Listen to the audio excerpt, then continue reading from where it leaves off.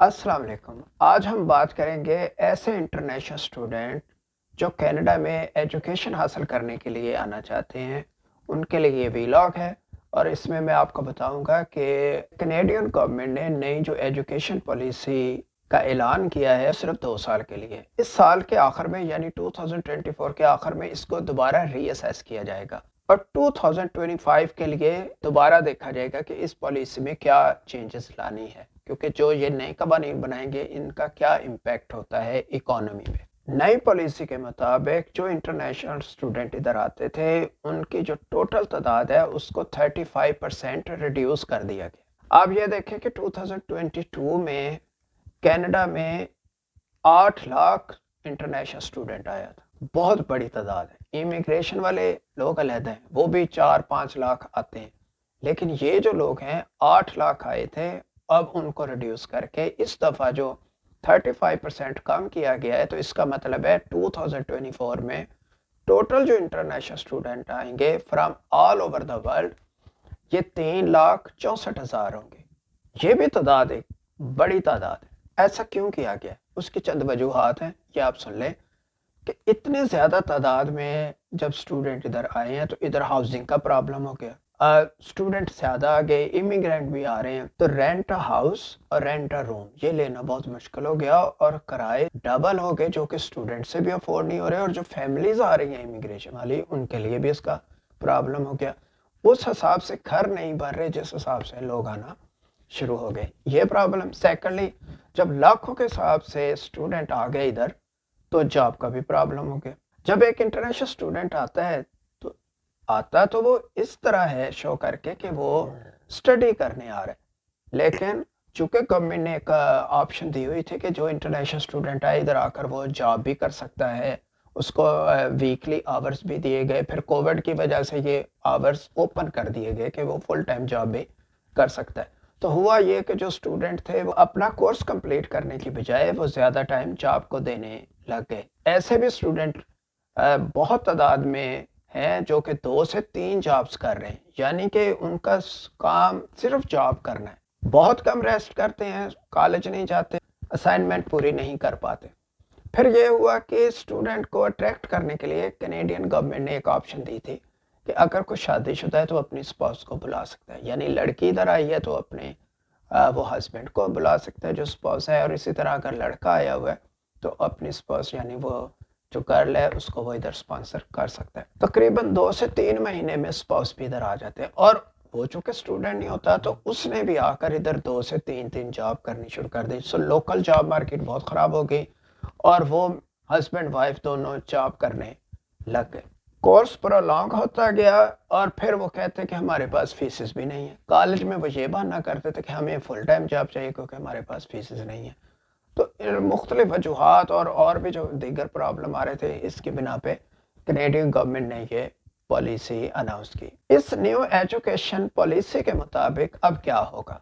उन्होंने कहा कि हम चाहते हैं कि क्वालिटी एजुकेशन मिले। जो स्टूडेंट पढ़ने आए 2 साल 3 साल तो उसमें वो अपनी तवज्जो तालीम की तरफ दे और अपनी एजुकेशन की जो क्वालिटी है उसको वो पूरा हासिल करे और डिग्री या जो जिस प्रोग्राम में आए उसको लेकर वो अपने मुल्क में जाए। इस प्रोग्राम के तहत गवर्नमेंट ने ऐलान किया है कि जो पोस्ट ग्रेजुएशन या उसके अंडर जो डिप्लोमे हैं उसको कोई वर्क परमिट नहीं मिलेगा। इसी तरह जो स्टूडेंट अपने स्पाउस को स्पॉन्सर करता है तो स्पाउस तो इधर आ सकते हैं, वो गर्ल है या बॉय है वो इधर आ सकते हैं, लेकिन उसको भी वर्क परमिट नहीं मिलेगा। वो अपने जीवन साथी के साथ तो रह सकते हैं मिलके, लेकिन उसको जॉब अलाउ नहीं है।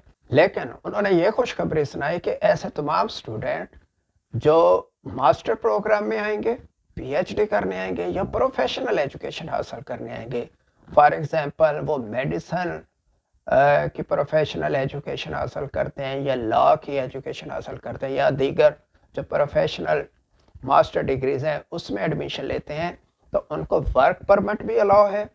उनकी स्पाउस जब आएगी तो उसको भी वर्क परमिट अलाउ है। अच्छा, ये जो न्यू लॉ उन्होंने बनाया है, जो चेंजेस की हैं, ये इस साल 2024 में सितंबर से जो नए एडमिशन होंगे उन पे ये लागू होगा।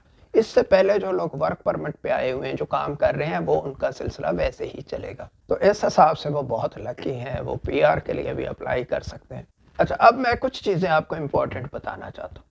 ایک تو یہ ہے کہ ایڈمیشن تو انہوں نے کم کیا ہے, لیکن جو انڈین اسٹوڈنٹ ہیں یہ بہت ایکٹیو ہیں, سمارٹ ہیں, اور یہ ویری ویل گیٹ کنیکٹڈ ہیں. آپس میں ان کا بہت زیادہ کنیکشن ہے, بہت انفارمیشن یہ شیئر کرتے ہیں. تو جو نئے اسٹوڈنٹ ادھر آئے تھے پچھلے سال, تو ان کو اچھی طرح اس چیز کا اندازہ ہے کہ جاب مارکیٹ اب اچھی نہیں ہے, اوور کراؤڈڈ ہو چکا ہے. لہٰذا جو نئے آنے والے اسٹوڈنٹ ہیں جو اس سال آنے کا ارادہ رکھتے تھے وہ بہت ڈس اپوائنٹ ہے, کیونکہ ان کو ریئل انفارمیشن کا پتہ ہے. بہت سے اسٹوڈنٹ جو انڈین ہیں وہ اب کینیڈا کی بجائے اور ممالک میں ایڈمیشن لینے کی پلاننگ کر رہے ہیں, اور ادھر کے جو ادھر ایجنٹ بھی ہیں جو ان کا ویزا وغیرہ کا پروسیس کرتے ہیں وہ بھی ان کو یہی صلاح دے رہے ہیں کہ آپ ادر کنٹریز میں ایڈمیشن کریں. تو لہٰذا ان کا رش بھی ویسے بھی کم ہو رہا ہے. اچھا, جیسے کہ میں نے آپ کو بتایا کہ یہ لا جو ہے یہ ری اسیس ہوگا, تو ہمیشہ ہوپ فل رہنا چاہیے. تو آپ کو میں یہ بتا دوں, جو ٹیلنٹڈ لوگ ہیں بے شک یہ کہہ رہے ہیں کہ ان کو وہ ورک پرمٹ یا اس طرح کے آپشن نہیں دیں گے, لیکن آپ دیکھیں گے کہ اگر آپ کے پاس کانفیڈنس ہے, آپ کے پاس کوئی ٹیلنٹ ہے, تو آپ کے لیے آگے چل کے کوئی نہ کوئی راہ نکل آئے گی. جہاں تک یہ ہے کہ اب صرف 3,64,000 اسٹوڈنٹ ادھر آئیں گے, تو یہ بھی کچھ کم نہیں ہے, یہ بھی ایک بہت بڑی تعداد ہے. اس لیے ایسے لوگ جو اور ممالک سے ہیں جن کو کم چانس ملتا ہے, اسپیشلی جو پاکستان میں یا عرب میں ہیں, اگر آپ واقعی کینیڈا میں ایجوکیشن حاصل کرنا چاہتے ہیں تو آپ ضرور اپلائی کریں, چانس لینا چاہیے, تو ایڈمیشن آپ کا ہو سکتا ہے. اس میں تھوڑی سی میں ٹپ بتا دوں کہ چونکہ ادھر ایکسپینس زیادہ ہو گئے, تو آپ جو اب منی شو کریں گے, جو ریگولر آپ منی شو کرتے ہیں, اس سے آپ کو ڈبل شو کرنی پڑے گی, تو آپ کا ایڈمیشن ہو سکتا ہے. یہ بہت امپورٹنٹ بات ہے, اس کو آپ نوٹ کر لیں. وہ آپ اپنا بینک بیلنس شو کریں گے, اگر آپ ادھر ڈپازٹ کرواتے ہیں, جو ایڈوانس کرواتے ہیں, وہ بھی اگر آپ ڈبل کروا سکتے ہیں تو شور آپ کا ایڈمیشن ہو جائے گا. اچھا, دوسری امپورٹنٹ بات یہ ہے کہ اگر آپ ادھر ایجوکیشن حاصل کر لیتے ہیں تو آپ سمجھتے ہیں کہ پھر کینیڈا میں تو ہمیں ورک پرمٹ نہیں ملے گا یا ہم ادھر رہ نہیں سکتے. ایسا نہیں ہے. ادھر کی آپ ایجوکیشن حاصل کریں, Canadian education all over the world acceptable ہے, اس کی بڑی ویلیو ہے, لیٹسٹ ایجوکیشن ہے, اور سب سے بڑی بات یہ ہے کہ ادھر امریکن بارڈر لگتا ہے. آپ جب ادھر پڑھنے کے لیے آتے ہیں تو اسی ٹائم آپ ادھر وزٹ ویزا اپلائی کریں.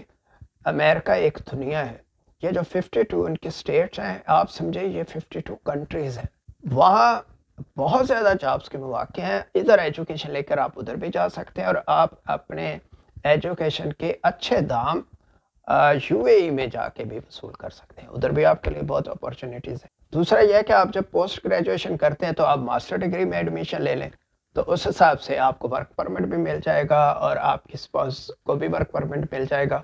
تو اس طرح وہ خرچہ بھی آپ اٹھا سکتے ہیں, اگر ایک بندہ اسٹڈی کرے اور ایک پھر جاب کر سکتا ہے. اچھا, اس کے علاوہ یہ ہے کہ جب جو لوگ ادھر خواہش مند ہیں پھر بھی آنا چاہتے ہیں, کافی چیلنجنگ ہے, تو پھر راستے نکل ہی آتے ہیں. ایسے لوگ ہیں جو ادھر آ کے پھر شادی بھی کر سکتے ہیں, تو وہ بھی پکے ہو جاتے ہیں. ان کو ضروری نہیں کہ وہ اپنا ایجوکیشن کمپلیٹ کر کے واپس جائیں, وہ بھی ادھر رہ سکتے ہیں. اگر وہ کوئی بزنس کرنا چاہے تب بھی راستہ نکل سکتا ہے.